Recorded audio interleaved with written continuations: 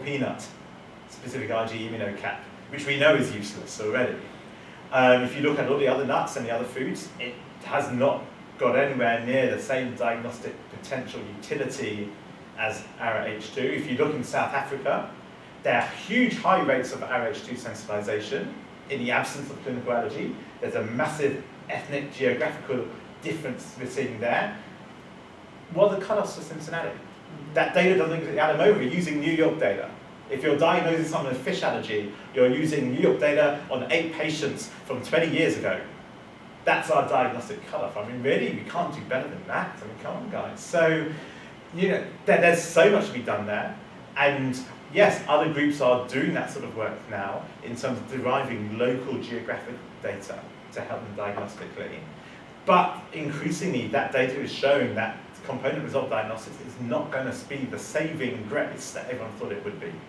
And I was talking to the European medical head of FADIA just 2 weeks ago, who essentially acknowledged that. That's why they're investing so much in trying to improve things further. That's why they're prepared to throw millions of euros or pounds or dollars of free resources at groups that are doing this sort of work, if those groups want that sort of work, because they're trying to improve. They know they're not there yet.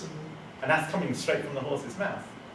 In terms of OIT, I mean, you can have two perspectives on OIT. I would argue in the desensitization, what's been going on for 100 years, it started off in one floor down from Alex Fleming's laboratory just outside my office.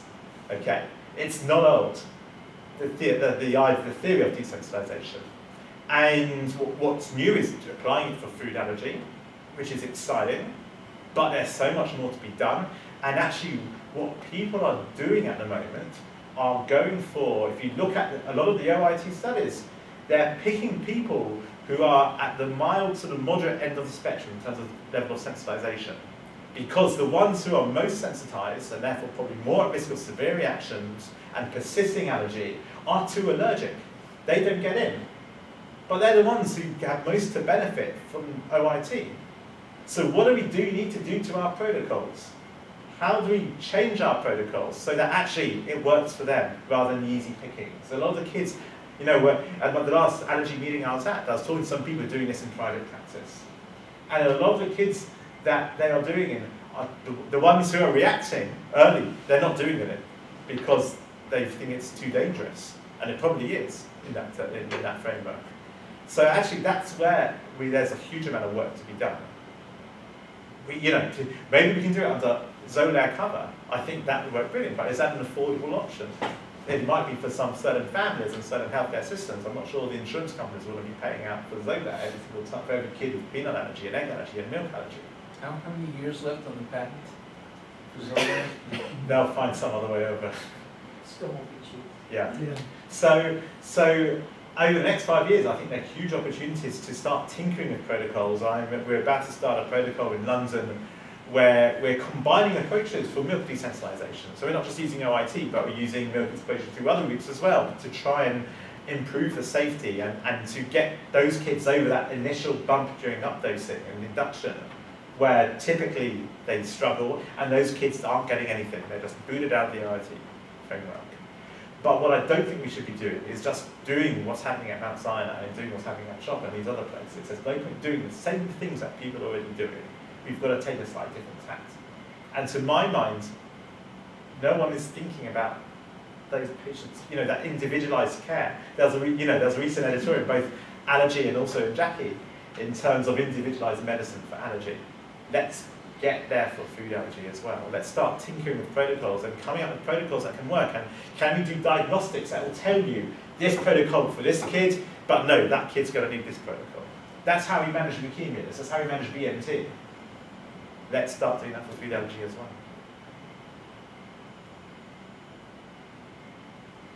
That's my vision. So Paul, I probably try to ask a question about several questions here. To me, a food center director is a more difficult job than a division director because several things are intertwined together. I'm not saying marketing. Yeah. I was going to say, have you got your get out of jail card? My evaluation is... He's a brave person. He's a brave man. I just finished evaluation with Mark. Be safe. not say, Really, based on my own personal experience, and that linking to the management again, are you going to bring in your, how did you build, how are you going to build a platform, a bridge, that really helping basic science and the clinician to work together? So meaning you're going to bring in your own platform, and you're going to work with different physicians and different basic scientists and helping them, what kind of bridge you can helping them to work together? Maybe you will do both. And so then let's go back to the question that the goal of Fuji Center. So if you bring in your own platform, peanut allergy basophil care, how you can bring people together. If it's the latter, that means helping different physicians, different basic scientists work together. Then that link to different situation that you will encounter. For example, I realized even the OIT, when I try to write a grant with different physicians, they have their own OIT. And then they realize the different physicians, oh, you also do this OIT, I also do the OIT, but we do different way. And then I feel that's the lack of conversation between us, or dialogue, and then that's make more difficult for us to work together. So as a Fuji Center, probably question more specific, you probably will you're going to build a platform, or you're going to build a bridge, and what kind of management style you, more specifically, you want to bring us together, then reach the certain higher goal? So, in a first instance, I think I want people on side, and I think me coming in here and saying, this is how we're doing things, guys, and this is what I think the top 10 are, and the top 10 priorities, and I don't think that's appropriate at the start. It may be that we get to that stage, but at the start, it's about having the conversations and building the relationships with the people who are already here, and getting the feedback on an individual level. What do you need? Where do you want to go? What's not happening for you at the moment, and what that you want to happen for you? And then putting that together. And there are different ways of doing that, okay? Most of people not working with each other is because they don't have their relationships formed, for whatever reason. So it's about building those relationships. What do we need to build those relationships? There are lots of photos on the website and so on of fun activities that the lab gets up to and so on. Let's do whatever it needs for us to have those relationships. And then the second thing that always seems to help is where the funding goes to. And so my idea is, it comes from a model that's been implemented over the last 5-10 years in the UK, where we saw the UK was missing out. It was no longer getting commercial industry funding from pharma for research. And the various people in the Department of Health were observing this trend down, increasing money going to Europe, less money coming to the UK. Why is that happening? There are barriers to ethics. It take a year to get approval for studies. And if you're doing a multi-center study, you'll have to get approval at every single site. And the funding structure, lack of infrastructure, and so on. So what did they do? Streamline the ethics. So actually you can now get ethics for a phase 2 study, probably start to finish, if you've got the time, within 2 months. And they're set time limits and so on, that we're going to deliver on this. And what else happened? There was a massive investment in creating a new funding body called the NIHR, and they funded research in 3 ways. They funded projects, you apply for the normal projects. They also funded infrastructure. We're going to give you a PET scanner. And they also funded grants to centres that would then be internally managed for those centres to use as they see fit. And the infrastructure has helped. We've got a PET scanner in the UK now, one, so we're doing well there. And I say that very ironically. We've got the project grants. Yes, they've delivered some, but no better than the existing funding bodies have done. But what's really worked is coming to the centres, and in particular, the centre model, there's a central pot of money that people can apply to, and you can apply to that pot for your pilot studies, for seed funding, for equipment, if it's going to help with some of that seed funding. And because it's all handled internally, you have to fill in a proposal form. But it's a 4-page proposal form rather than a 120 or 240-page proposal form you've got to do for NIH or other funding bodies. And actually it's handled internally, and it gives people who aren't used to grantmanship the early skills to develop how to write a decent grant. And then they get the funding, and that funding is set to deliverables and to milestones, 2 or 3 rather than 10 or 20. And you deliver on that. Actually, no.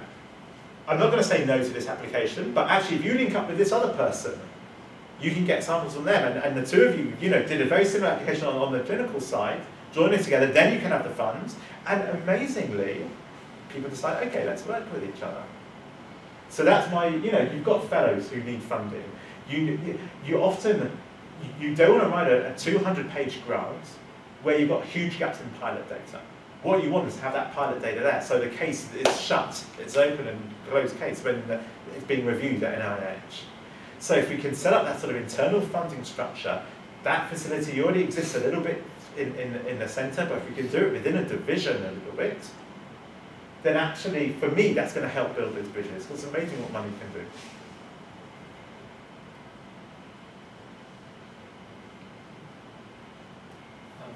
One last question. 5 minutes. Even within allergy here, there are different divisions. As you pointed out, 80% of people with food allergy have other allergies. Have you had a chance yet to talk to the people in pulmonary and in the asthma group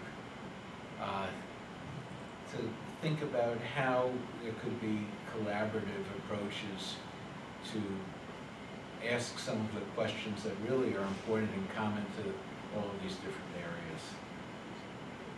Absolutely. So I met with JP yesterday, and one of the things we were talking about is actually in terms of asthma, a lot of severe asthma may be food related, and often that's missed by the pulmonologist because they don't inquire in terms of dietary history. And so there is linking up of, at a clinical sense, in a clinical context, in a research context. I was talking to Nero about the cohorts, actually, the CAPS and the other cohorts, and that actually they really haven't been mined so far in terms of the role of food allergy in driving asthma and the link with the environment. And while you've got to bear in mind the limitations of the data that's available, a lot of it is sensitization rather than actual clinical reactivity. I think there are real opportunities both there with historic data, but also moving forward. In terms of gastroenterology, the big burdens at the moment is actually non-IgE mediated food allergy, which is often termed FPIES over here.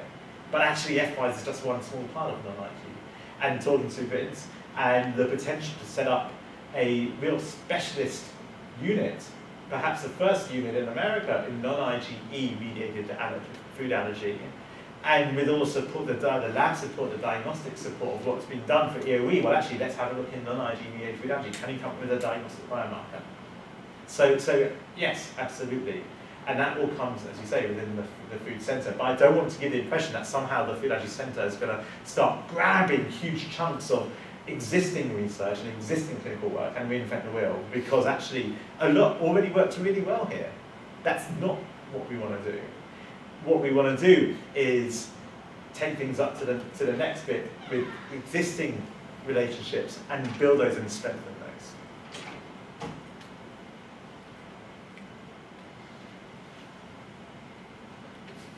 I'm curious, And usually when Jenny comes in, it's like, right, that's the next one. I'm guessing you're not going to do that with this one. not that it This will be the last question. makes or breaks anything, You but ask the hardest questions, by the way, do you know? are you bringing, do you have research or clinical trial grants that you would bring with you and would continue here? So certainly I've got access to samples. One of the most valuable things is actually having the biological samples, and I've got access to samples, and I'm already starting to think about how I can continue to work with those and having discussions to ensure that there's ongoing access at my end to those.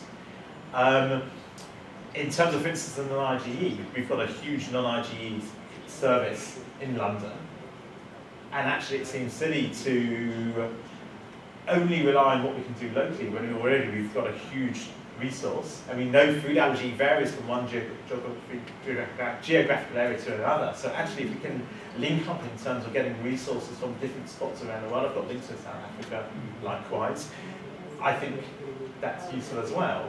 In terms of applying for local funding, I've got a joint grant from the EAT Foundation already over here to analyse some of the samples we've been collecting in the UK.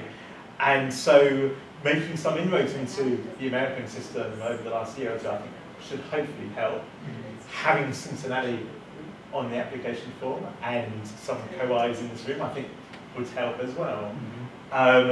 But one of the big incentives to move over here is the reducing grant funding situation in the UK now, partly because of Brexit, partly because of financial circumstances. There's less funding around. And actually, there's less funding around in the USA as well, but there's still a lot of funding around the USA, both from outside the organisation and certainly a lot of buy-in from within this organisation to fund food allergy research. Thank you so much, Paul. Thanks, everyone. Thank you.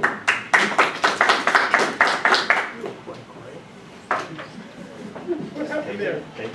Hi, Mark. Jenny, you didn't move around at all. I don't know how you would told you the thing. Oh, yeah, I feel it's already. recording of that. Yeah, and then-